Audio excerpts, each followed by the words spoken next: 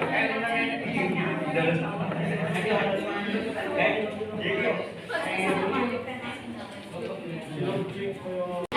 1, 2, 3.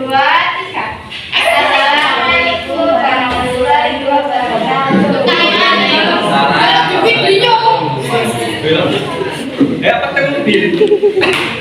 Saya dari kelompok 2 akan membawakan presentasi. Iya, kami tentang hak dan kewajiban warga negara dalam Pancasila. Ayo silakan dibuka LKS halaman 1. Iya ibu ya. Dibuka, please. Disimak ya. Ya. Ya Bu dosa.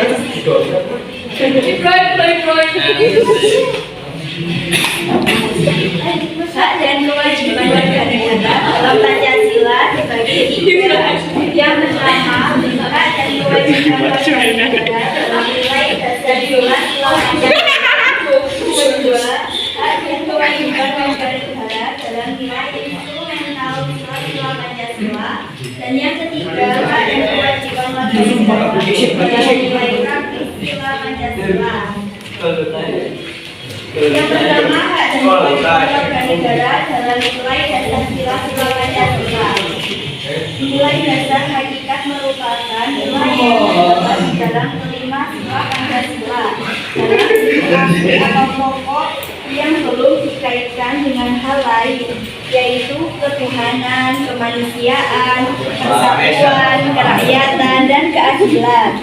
Nilai-nilai dasar ini tertuang dalam pembukaan UUD tahun 1945. Oleh karena itu, pembukaan UUD merupakan norma dasar yang menjadi sumber tertib hukum tertinggi.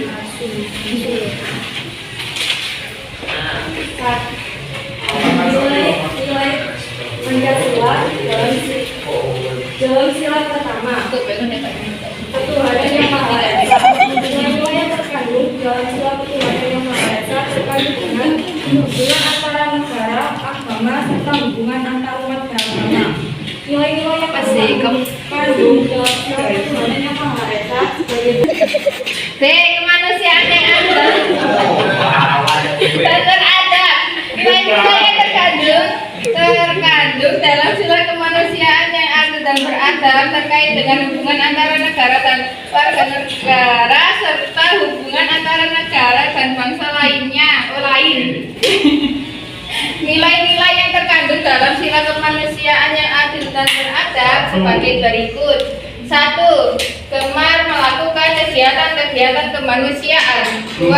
Berani membela kebenaran dan keadilan dengan kejujuran. 3. Mengakui bahwa manusia sebagai makhluk ciptaan Tuhan yang Maha Esa. 4.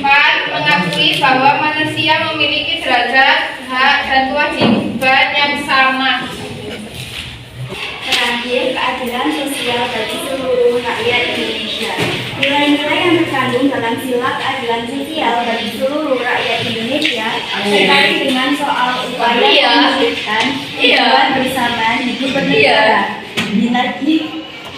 Nilai-nilai yang terkandung dalam sila keadilan sosial bagi seluruh rakyat Indonesia sebagai berikut. Pertama, mengusahakan terciptanya kesejahteraan bersama. Kedua, berusaha mewujudkan keadilan dalam kehidupan sosial. Ketiga, menyadari adanya hak dan kewajiban yang sama untuk menciptakan keadilan sosial dalam kehidupan masyarakat.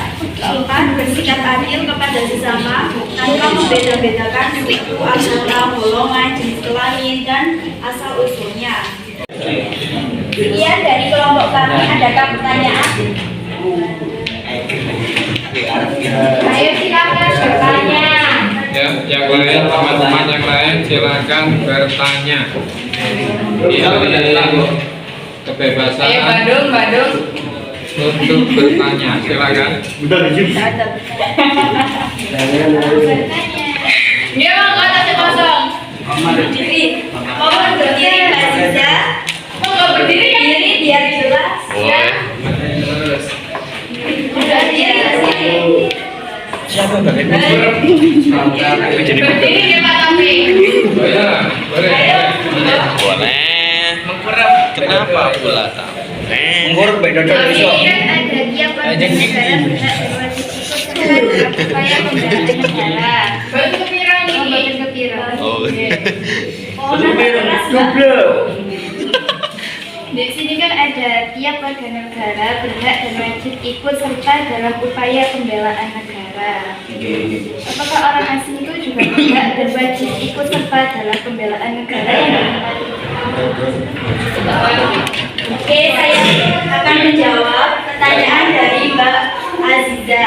Iya. Apakah dia orang wajib bela negara, tapi kalau orang asing itu tidak menurut saya, karena bukan warga negara tersebut. Jadi istilahnya orang asing itu bela negara, tapi negaranya sendiri, bukan negara orang lain. Gitu, terima kasih. Sama-sama. Ayo, ada pertanyaan lagi. Ayah, Mbak ini mau tanya apa, Mbak ini? Bosan. Bandung,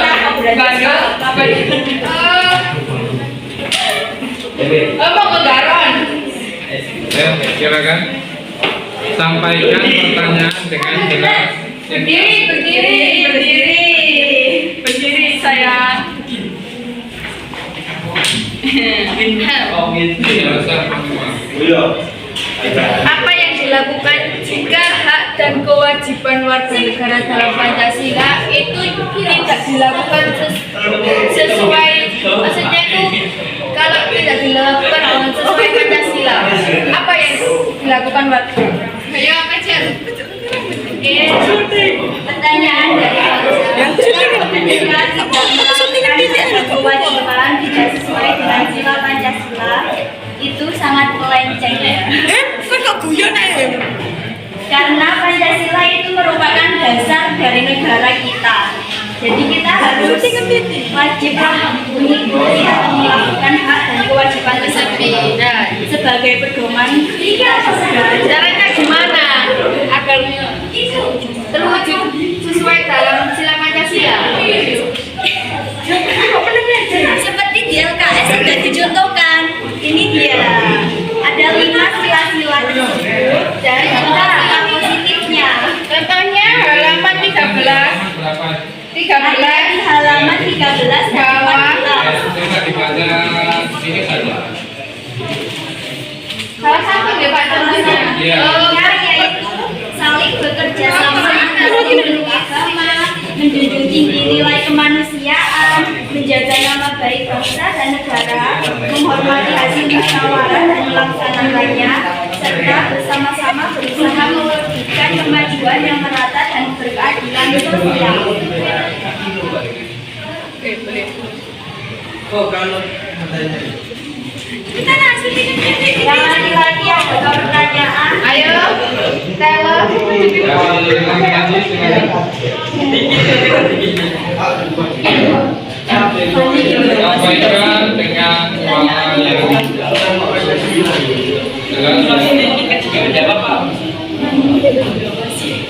Mau ke Bandung?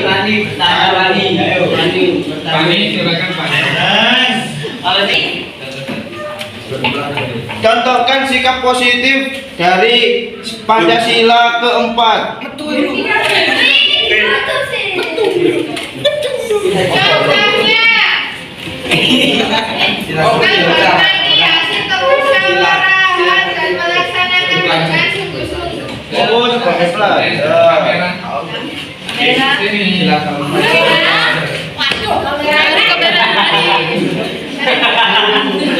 Saya akan menjawab pertanyaan dari Dari siapa? Pertanyaan dari siapa? dari Mas Fani.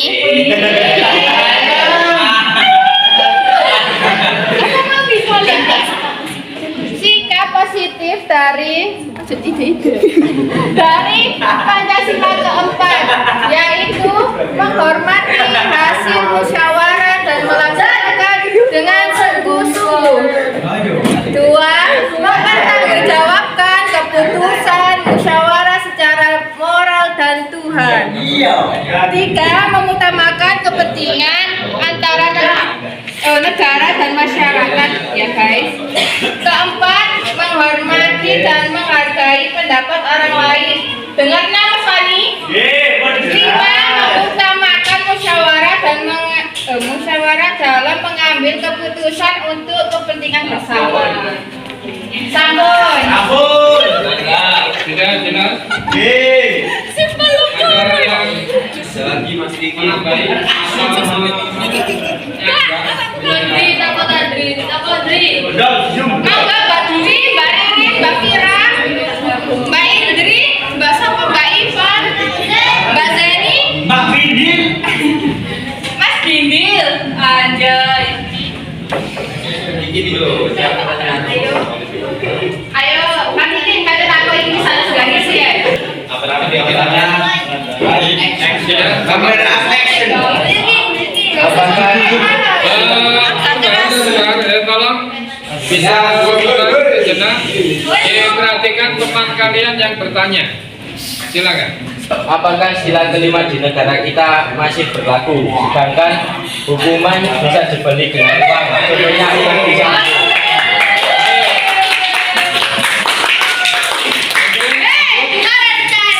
Silakan dijawab langsung. Awas gede. Halo. Mas Tantis. Pertanyaan 12, negara ini apakah masih berlaku sedangkan bisa dibeli dengan uang? Itu kan Hukum bisa dibeli dengan uang gitu. Oh ya. Mungkin ada teman yang lain yang bisa menjawabnya. Sinten Kak Eka. baik, saya akan mencoba menjawab. Kalau salah, mohon dibetulkan ya. Menurut saya, hukum keadilan sosial bagi seluruh rakyat Indonesia itu masih sangat berlaku karena itu adalah pedoman dari negara kita, yaitu Pancasila. Tetapi masih banyak oknum yang menyalahgunakan hak serta kedudukannya untuk bisa membeli hukum tersebut. Jadi kita harus memerangi oknum-oknum tersebut. Caranya baik.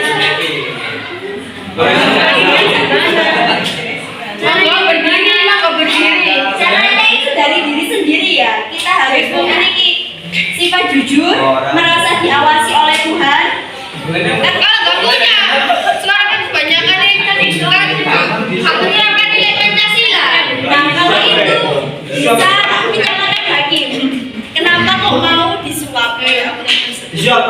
Sendok. Kok sekarang pas gue aja. Nah, jangan salah Kembali kepada Tuhan, kepercayaan.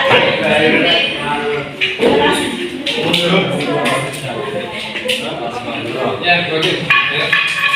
Oke, tepuk tangan yang meriah, bagus sudah. Ya, kasih. Halo. kamera. Hukum itu bisa berjalan dengan baik. Hukum itu menjadi hukum yang positif, ya. Positif itu bisa berjalan dengan baik, ya. Itu dijalankan dengan sepenuh hati, ya. Dengan sepenuh hati itu artinya adalah dengan kesadaran, gitu ya, maksudnya ya. Dengan kesadaran warga negara itu sendiri, ya. Manusia itu sendiri, orang-orang, apalagi orang-orang yang bertugas sebagai penegak hukum, ya, itu harus dengan sepenuh hati justru memberikan contoh terhadap warga negaranya. Kalau memang betul-betul taat terhadap hukum, gitu ya, dengan kesadaran, bukan keterpaksaan, ya. Jadi hukum itu kita jalankan dengan kesadaran, bukan keterpaksaan. Bagaimana orang itu kalau merasa terpaksa? Gak enak kan? Gak enak. Enak dengan kesadaran ya, dengan sepenuh hati. Sehingga apa? Tercipta keadilan sosial bagi seluruh rakyat Indonesia. Masya Allah. bagi seluruh rakyat Indonesia gitu ya. Sudah? Ada pertanyaan yang lain? Satu lagi? Masih ada kesempatan. Kurang 5 menit masih ada pertanyaan. Silakan. Yang belakang, tengah, timur. Ya, silakan. Timur ke barat.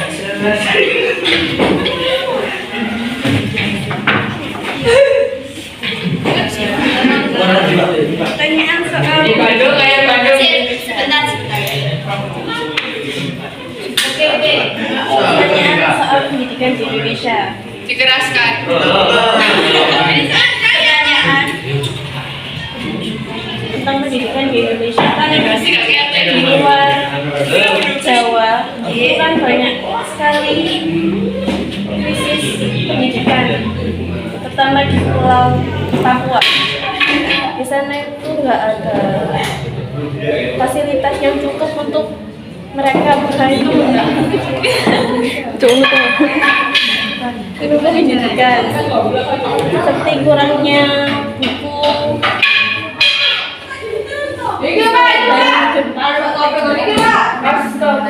dan bangunan di sana pun nggak layak untuk dipakai. Gimana caranya untuk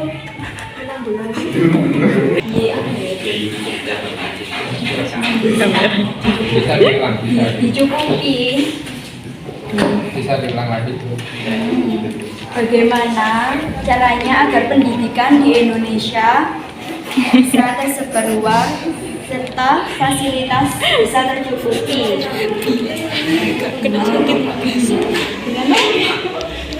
Bagaimana Pak Taufik menurut sampean? Pemerintah harus bertindak ya. Iya. Kan sudah disuruh pemerintah. Iya. Sampai sekarang kan belum tindakan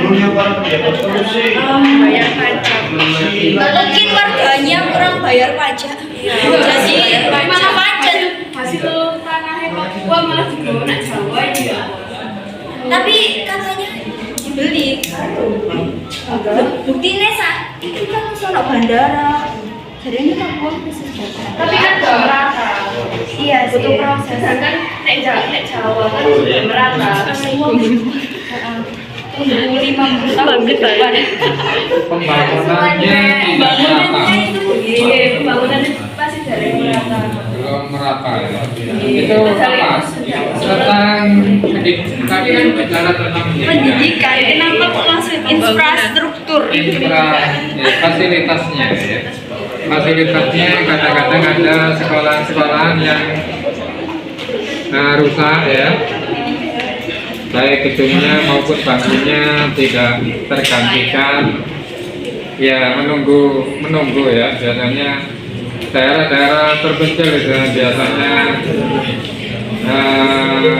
seringkali terlambat ya perhatiannya ya tetap diperhatikan ya.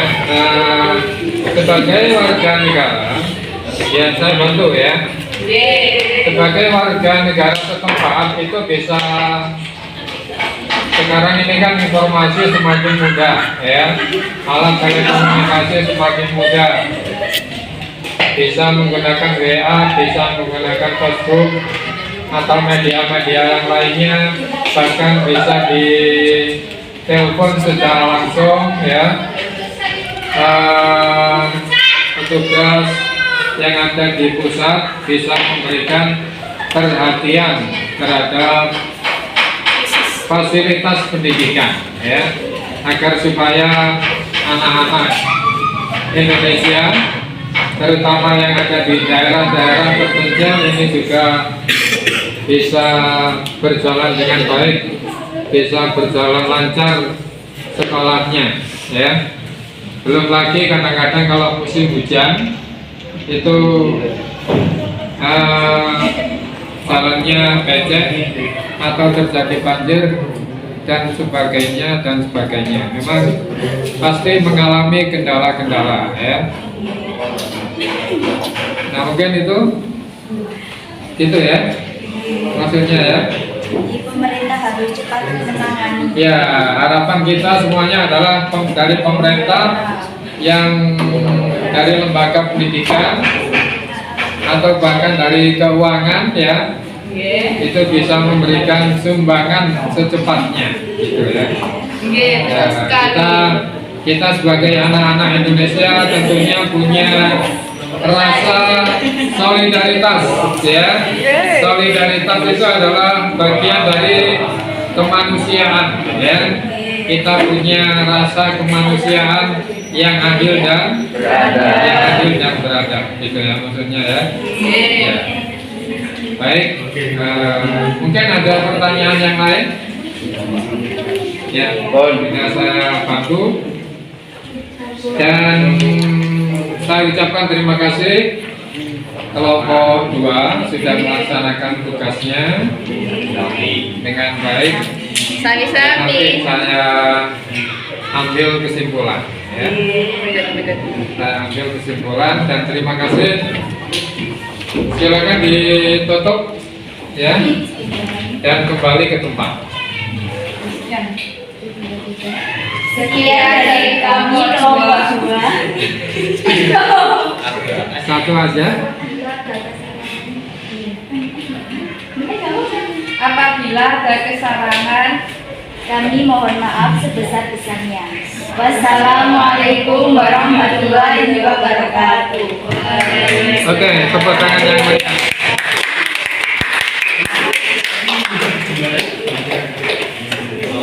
Kita memahami materi yang dipresentasikan oleh kelompok 2 tadi ya. Alhamdulillah bisa berjalan ya. Bisa berjalan dengan baik walaupun mungkin ada catatan-catatan, kekurangan-kekurangan. Besok bisa diperbaiki, bisa tampil lebih baik lagi. Gitu ya. Nah, sekarang yang belakang diperhatikan ya. Yang belakang bisa mendengar suara saya. Yang belakang bisa mendengar suara saya. Ya. Judulnya tadi adalah hak dan kewajiban warga negara dalam Pancasila. Ya. Kita ini semua, halo. Kita semua ini sebagai warga negara Indonesia memiliki hak dan kewajiban yang sama ya, baik di hadapan hukum maupun di hadapan Tuhan yang Maha memiliki hak dan kewajiban yang sama. Baik itu para pelajar, para petani, para pedagang, guru, dosen ya, atau pejabat itu juga sebagai warga negara memiliki hak dan kewajibannya adalah patuh terhadap undang-undang, mematuhi terhadap peraturan-peraturan.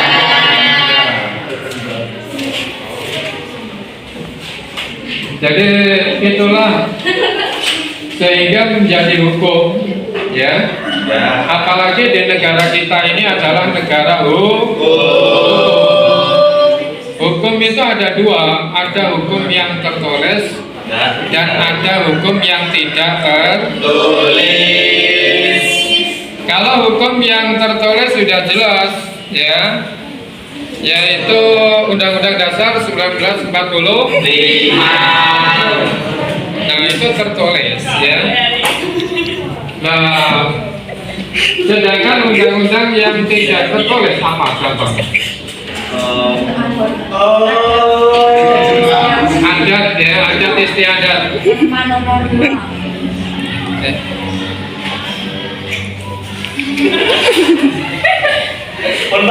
Norma hukum hukum yang tidak tertulis itu contohnya dari norma, ya. Norma itu berasal dari norma agama. Yang kedua norma sosial. Yang ketiga norma sosial lagi. Budaya, adat istiadat. Ya. Ada juga norma hukum. Nah, semuanya itu harus patuh, ya. Kalau masyarakat atau warga itu mau patuh terhadap undang-undang, patuh terhadap hukum, maka terciptalah keadilan, ya, keadilan. Kewajiban itu apa? Kewajiban itu adalah sesuatu yang harus dijalani, sesuatu yang harus dijalankan atau dilakukan. Sedangkan hak itu adalah sesuatu yang patut diterima, pantas diterimanya setelah menjalani kewajiban. Ya. Nah, ketika warga negara itu menjalankan kewajiban-kewajiban, bebas melakukan apa saja, ya, belajar di mana saja, ya, bebas melakukan pekerjaan asalkan tidak merugikan orang lain. Nah, tidak merugikan orang lain ini namanya memperhatikan terhadap nilai-nilai Pancasila ini sebagai pijakan pegangan dasar negara Indonesia yang harus kita dijalankan dalam kehidupan sehari-hari, ya, kita jalankan dalam kehidupan sehari-hari, yaitu mulai dari sila pertama, apa? Ketuhanan yang Maha Esa. Ya, kita baca bersama-sama supaya tidak lupa, ya. Pancasila. Satu.